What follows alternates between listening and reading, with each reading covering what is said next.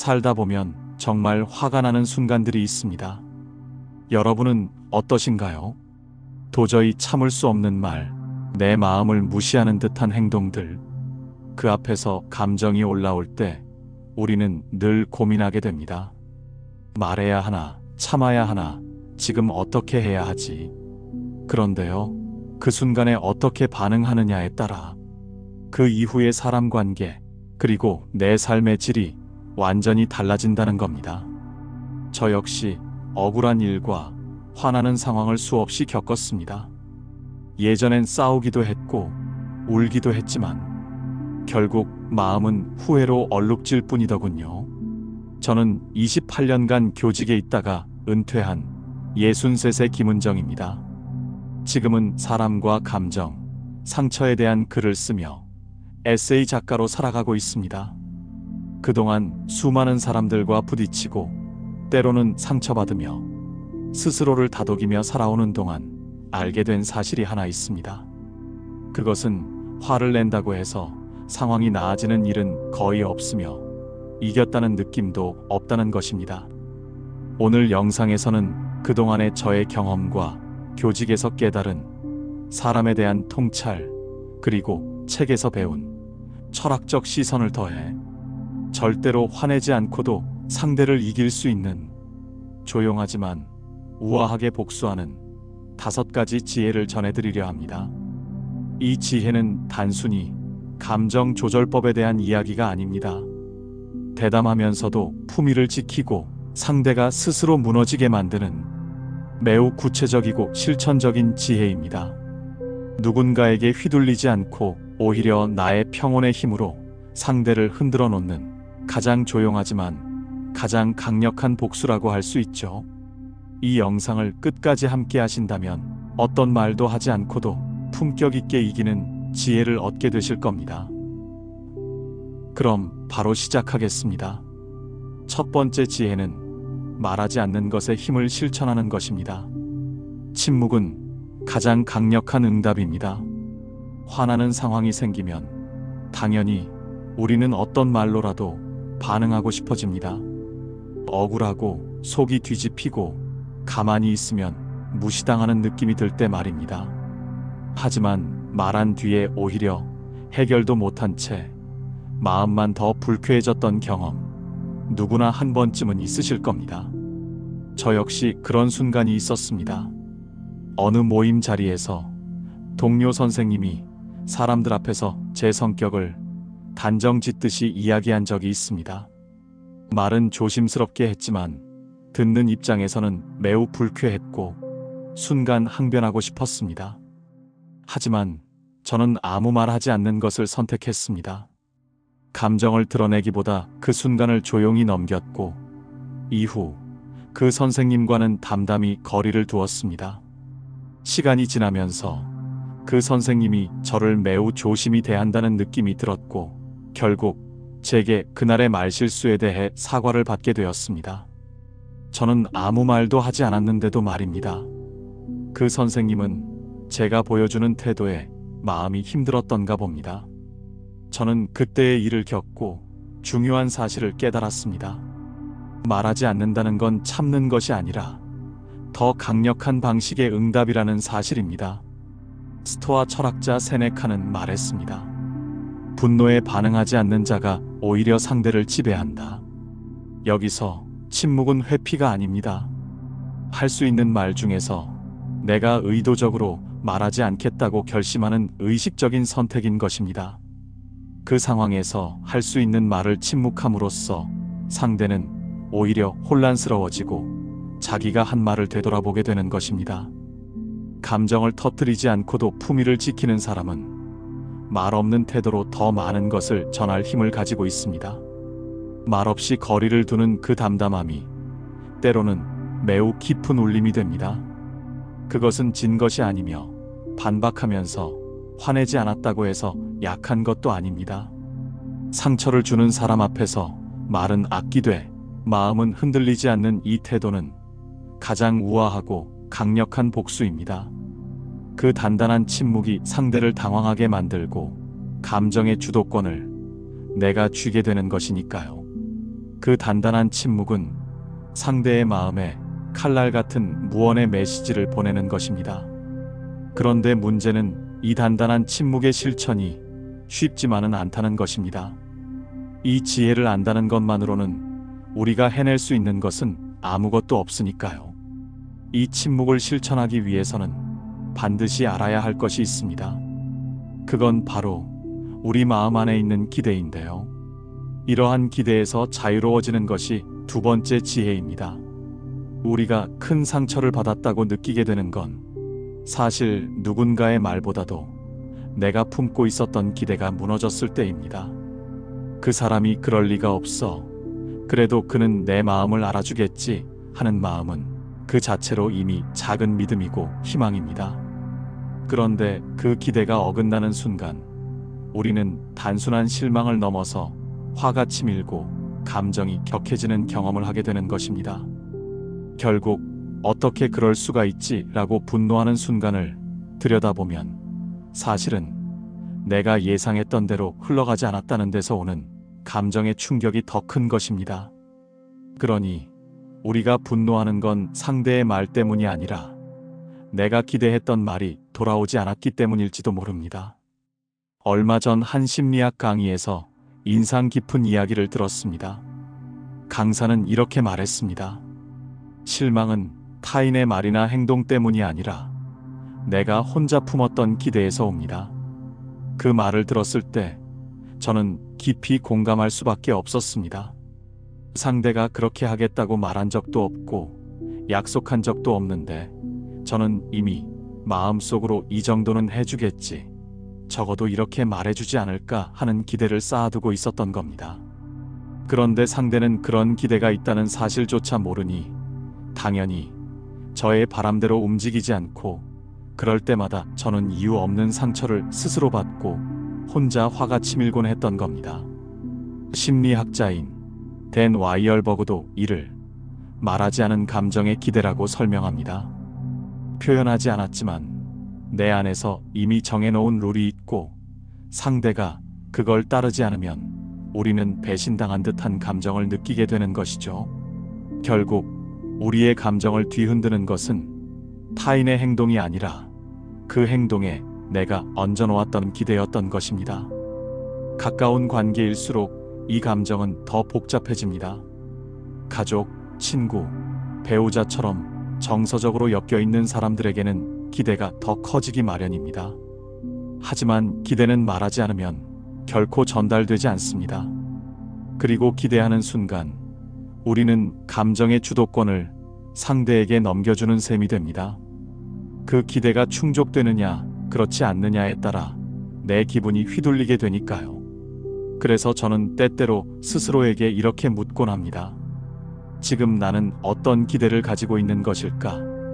이 질문만으로도 조금은 화난 마음을 다독이며 들여다볼 수 있었습니다. 배우 윤여정 씨가 시상식에서 했던 한마디도 이와 맞닿아 있습니다. 기대하지 않았기 때문에 놀라고 감사할 수 있었다. 기대하지 않았기에 실망도 없을 것이고 오히려 뜻밖의 결과에 진심으로 감사할 수 있었다는 뜻이 담겨 있습니다. 그 말은 저에게도 큰 울림을 주었습니다. 우리가 상대에게 기대를 거는 만큼 마음도 복잡해지고 감정의 기복도 커지게 됩니다. 하지만 기대를 줄이면 관계는 훨씬 가볍고 마음은 훨씬 자유로워집니다. 기대를 줄인다는 건 포기나 체념이 아닙니다. 오히려 내 감정을 내가 먼저 챙기겠다는 단호한 태도입니다. 더 이상 상대의 반응에 흔들리지 않고 자신의 감정을 스스로 지킬 수 있게 되는 것입니다. 이것이야말로 화를 내지 않고도 관계의 주도권을 되찾는 첫걸음이며 아주 강력한 내면의 힘을 가지게 되는 겁니다. 그리고 이는 상대에게 화가 났을 때 말없이 실현되는 가장 우아한 승리이기도 합니다. 그런데 기대가 없었는데도 정말 억울한 일이 생길 때는 어떻게 해야 할까요? 그때는 세 번째 지혜, 굳이 자신을 이해시키려고 하지 않는다는 것입니다. 억울한 일이 생겼을 때 많은 사람들이 본능적으로 말합니다. 그게 아니야. 내 말 좀 들어봐. 내가 얼마나 힘들었는지 몰라서 그래. 자신을 설명하려는 이 마음들은 너무도 자연스러운 감정입니다. 오해받는 것이 고통스럽기 때문입니다. 하지만 이상하게도 우리는 아무리 해명해도 이해받지 못했다는 허탈함을 자주 경험합니다. 말로 설명할수록 점점 더 지치고 일이 더 꼬이고 오히려 감정의 중심에서 멀어지는 느낌을 받습니다. 실제로 많은 관계가 이 설명이라는 과정에서 더 깊은 오해와 감정의 소모로 번져갑니다. 내가 나를 설명하면 그 사람이 분명 이해해 줄 거라고 믿지만 정작 상대는 내 감정보다 자신의 입장을 먼저 방어하곤 하죠. 그러다 보면 어느 순간부터 나는 왜 이렇게까지 설명하고 있나 하는 허무함이 밀려옵니다. 얼마 전 이혼 후 조용히 삶을 새로 시작한 한 여성의 이야기를 들었습니다. 그녀는 힘들었던 과정을 누구에게도 설명하지 않았다고 합니다. 누가 옳았는지, 누가 먼저였는지 그런 건 중요하지 않았다고요. 그녀는 그저 자신이 잘 살아가는 것으로 말하고 싶었다고 했습니다. 그렇게 몇 년이 흐른 후 주변 사람들은 조용히 말하기 시작했습니다. 넌 참 단단하다. 아무 말 안 해도 내 마음이 느껴진다. 그녀는 웃으며 이렇게 말했습니다. 설명하느라 에너지 낭비하지 않고 제대로 살아가는 것에 집중하고 싶었어요. 그 말이 오랫동안 마음에 남았습니다. 철학자 칸트는 존중은 타인의 판단이 아니라 내면의 힘에서 나온다고 말했습니다. 스스로 소중하기 때문에 우리는 굳이 타인에게 이해받기 위해 애쓰지 않을 수 있습니다. 타인의 기준에 맞춰 나를 끼워 맞추려 하지 않고 내 마음이 중요하게 생각하는 가치에 따르는 것. 그것이야말로 지혜로운 태도이고 조용하지만 강한 존재의 힘입니다. 실제로 삶에서 중요한 순간일수록 말보다 태도가 더 깊은 인상을 남깁니다. 말로 자신을 포장하기보다 조용히 제자리를 지키는 사람. 지나치게 분노하지 않고 오해를 풀기 위해 자신을 깎아내리지 않는 사람. 그런 사람을 우리는 품위 있는 사람이라 부릅니다. 그 이유는 단 하나입니다. 그들은 자신의 감정과 에너지를 스스로 지킬 줄 알기 때문입니다. 말로 모든 것을 해명하는데 불필요한 에너지를 쓰지 않는다는 선택이야말로 자신을 지키는 가장 현명한 지혜인 것입니다. 그러므로 화를 내지 않고도 스스로를 지킬 수 있고 오히려 그 조용한 단단함이 상대를 가장 난감하게 만들게 되는 겁니다. 네 번째 지혜는 담담하게 관계의 경계를 긋는 것입니다. 사람은 결국 관계 안에서 상처를 받습니다. 특히 가까운 관계일수록 기대가 크기 때문입니다. 그 기대는 때론 배신감으로, 때론 서운함으로 마음을 아프게 하죠. 그럴 때 우리는 본능적으로 말로 풀어보려 합니다. 왜 그렇게 했냐고 묻고 내 마음은 그게 아니었다고 설명하죠. 이렇게 감정이 격해지고 화를 내게 되지만 상처를 덜어내어 보고자 했던 이 모든 행동이 상처를 더 깊게 만들고 맙니다. 설명은 설명을 낳고 억울함은 억울함을 키우며 서로 아무것도 얻은 것 없이 원하지 않았던 아픔만 남기게 되죠. 여러분도 혹시 이런 경험을 하신 적이 있으신가요? 화내지 않고도 이기며 필요하다면 최고의 복수를 하는 방법은 조용히 경계를 세우며 나를 지키는 선을 긋는 것입니다. 심리학자 바이런 케이티는 말했습니다. 우리는 누구도 바꿀 수 없다. 바꿀 수 있는 건 오직 나의 반응뿐이다. 말로써 나를 이해시키려고 한다고 해서 타인이 자신의 감정과 태도를 바꾸기란 쉽지 않다는 것을 말하고 있습니다. 선을 긋는다는 건 관계를 끊는다는 뜻이 아닙니다. 그저 내가 무너지지 않기 위해 관계의 거리를 조절하는 것입니다. 내 감정을 지키기 위해 상대의 말과 태도에 즉각 반응하지 않고 한 걸음 물러서는 것. 그 단호한 물러섬이야말로 말보다 강한 메시지를 전합니다. 오프라 윈프리는 이런 태도의 대표적인 인물입니다. 그녀는 한 인터뷰에서 이렇게 말했습니다. 어떤 사람은 내 경계를 무시하고 들어오려 했다. 나는 조용히 하지만 단호하게 그들과의 거리를 조정했다. 왜냐하면 나는 나의 평화를 지킬 책임이 있으니까. 그녀는 수많은 비난과 왜곡 속에서도 해명하기보다는 행동으로 보여주는 길을 택했습니다. 결국 그런 사람에게는 누구도 쉽게 상처를 낼 수 없습니다.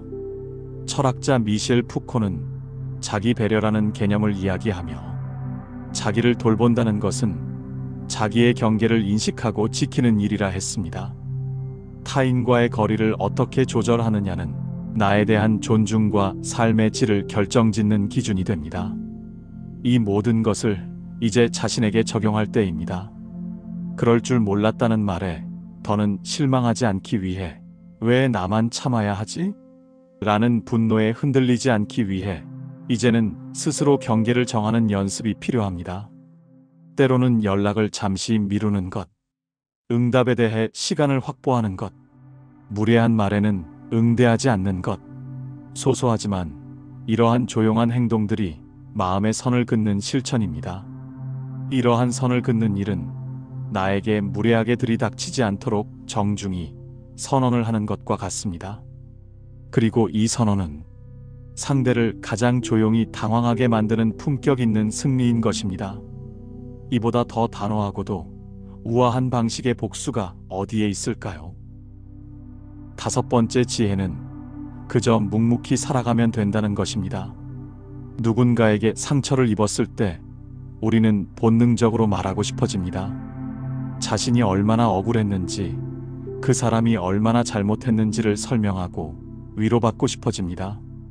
하지만 때로는 아무 말도 하지 않고 그저 살아내는 것만으로도 충분한 메시지가 됩니다. 할리우드 배우 키아누 리브스의 기사를 매우 인상 깊게 읽었는데요. 그는 연예계에서 보기 드문 겸손한 태도로 유명합니다.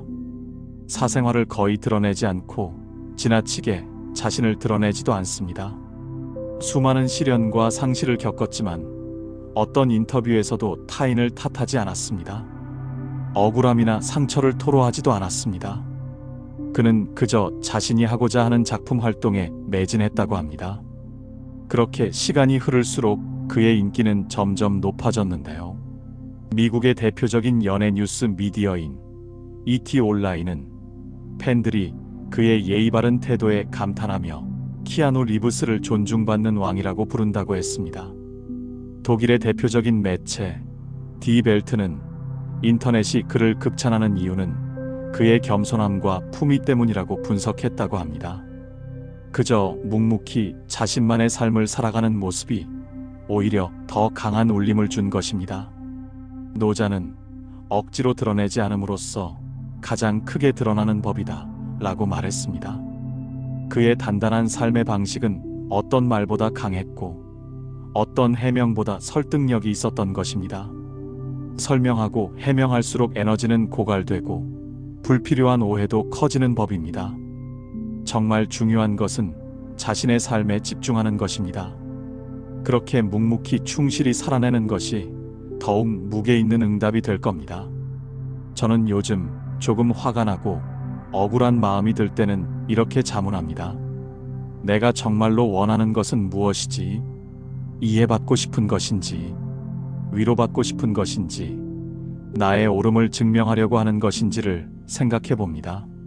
생각해 보면 그 어떤 것도 제가 원하는 것은 아닌 것 같더라고요.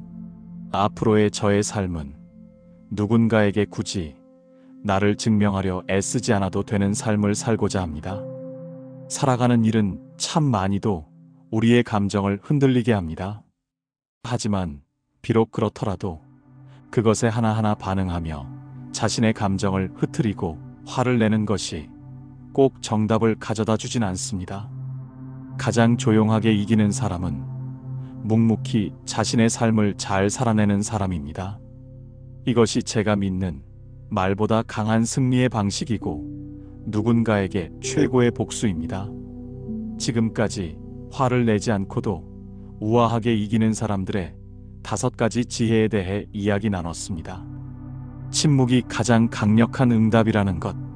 기대에서 자유로워지는 것. 굳이 자신을 이해시키려 애쓰지 않는 것. 담담하게 관계의 경계를 긋는 것. 그저 묵묵히 자신의 삶을 살아가는 것. 이 5가지 지혜는 절대로 화내지 않고도 빛나는 품격을 지키며 상처를 준 사람들에게 보내는 가장 우아한 응답입니다. 오늘의 지혜가 여러분의 마음속에 잔잔한 울림이 되었기를 바랍니다. 긴 시간 함께 해주셔서 감사합니다. 품격의 시선이었습니다.